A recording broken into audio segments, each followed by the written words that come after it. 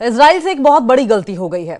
Israel की सेना के हमले में लेबनान का एक सैनिक मारा गया है, जबकि 3 घायल हुए हैं। इजराइल का युद्ध हिजबुल्लाह से चल रहा है, लेकिन अब इस हमले के बाद इजराइल के लिए मुश्किलें बढ़ सकती हैं। वैसे नेतन्याहू ने हिजबुल्लाह को लेकर एक ऐसा सिग्नल दिया है जिससे साफ हो गया है कि इजराइल की सेना बहुत ज्यादा प्रेशर में है।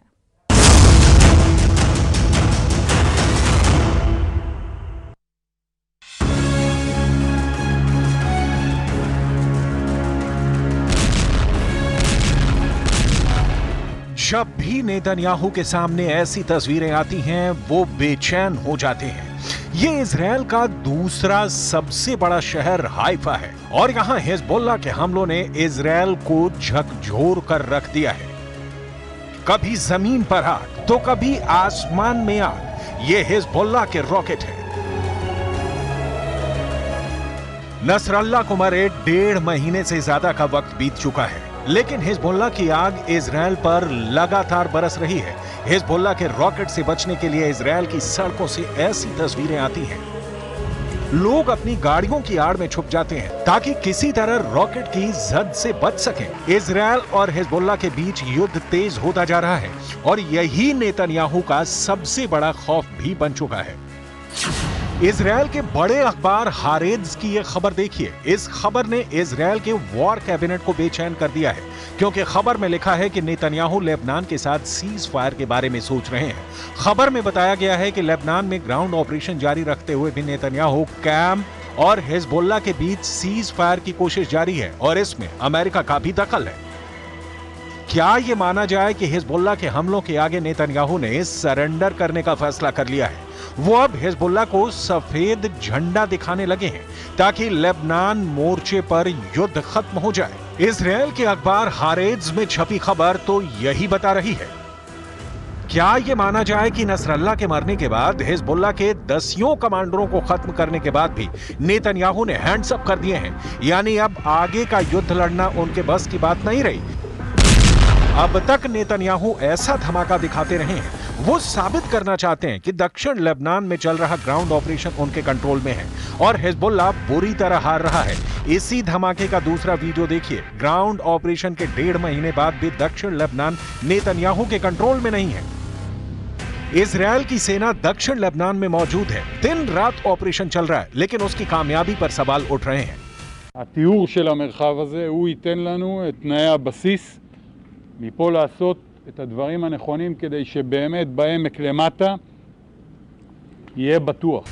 गाजा में बमबारी के साथ साथ लेबनान की तरफ कूच करना क्या नेतन्याहू की सबसे बड़ी भूल साबित हुई है?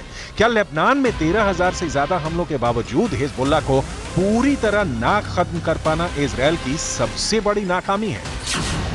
इस वक्त दक्षिण लेबनान में नेतन्याहू की वॉर बैटरी कमजोर साबित हो रही है।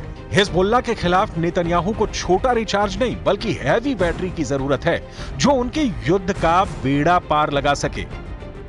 इजराइल का दावा है कि उसने हिजबुल्लाह के सैकड़ों अड्डों को खत्म किया है। 27 सितंबर को नसरल्लाह के मारे जाने के बाद से अब तक कोई शक नहीं कि इजराइल की बमबारी के आगे हिजबुल्लाह लाचार साबित हुआ है। बेरूत में जब जब बम गिरता है, हिजबुल्लाह की सांस रुक जाती है। לפעילות הקרקעית בדרום לבנון, אנחנו ממשיכים לתקוף מהאוויר.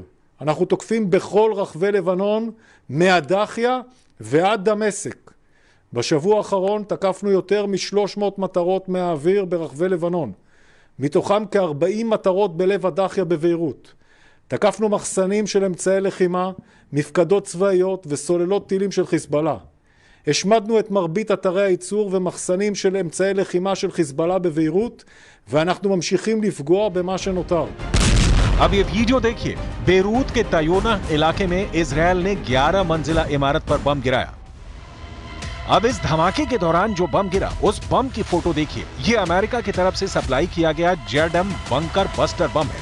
ये जीपीएस गाइडेड बम है। 300 किलो से लेकर 950 किलो तक का ये बम अपने टारगेट के 5 मीटर के दायरे में गिरता है। ये बम इस 11 मंजिला बिल्डिंग की तरफ बढ़ता है।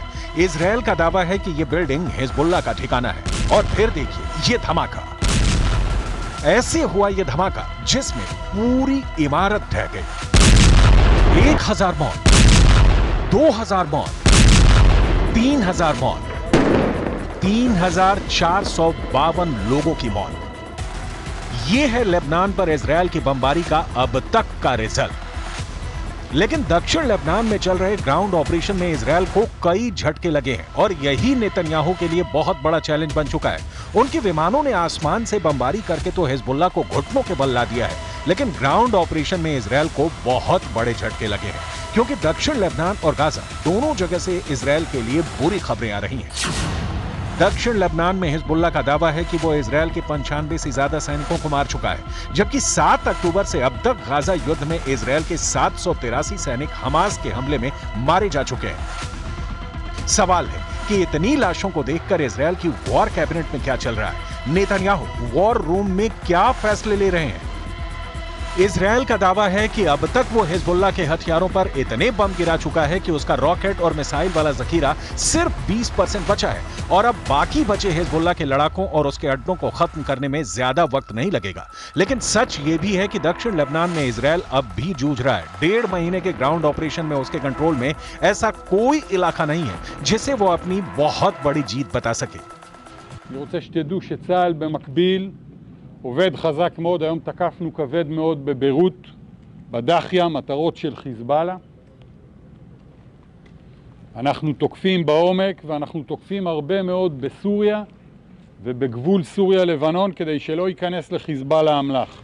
नेतन्याहू के जनरल बड़े बड़े दावे कर रहे हैं, लेकिन सच ये है कि खंडहर बन चुके गाजा और लेबनान के कई बड़े इलाकों में अब भी इजरायल की सेना की नींद उड़ी हुई है।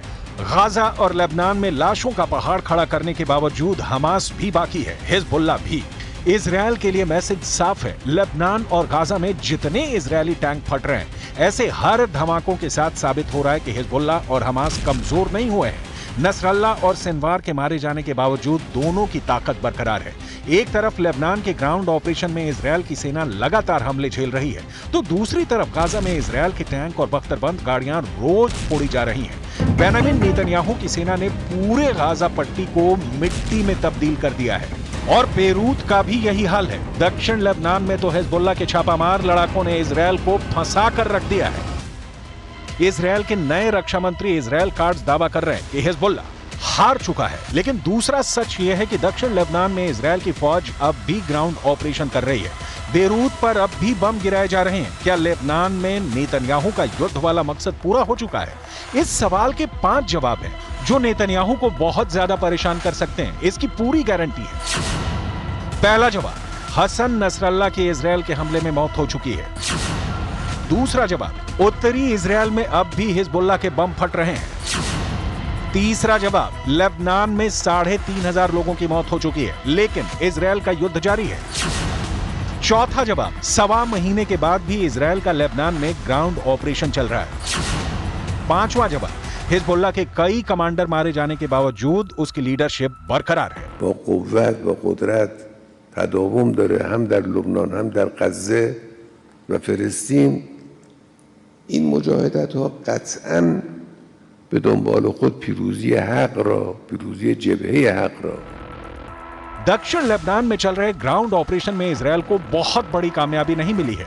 हिजबुल्लाह बार बार इजरायल पर एंटी टैंक मिसाइलों से हमला कर रहा है और उसके गुरिल्ला युद्ध पर काबू पाना इजरायल के लिए बहुत जानलेवा साबित हो रहा है। इजरायल के बम के खौफ से दक्षिण लेबनान के बहुत से छोटे बड़े कस्बे खाली हो चुके हैं।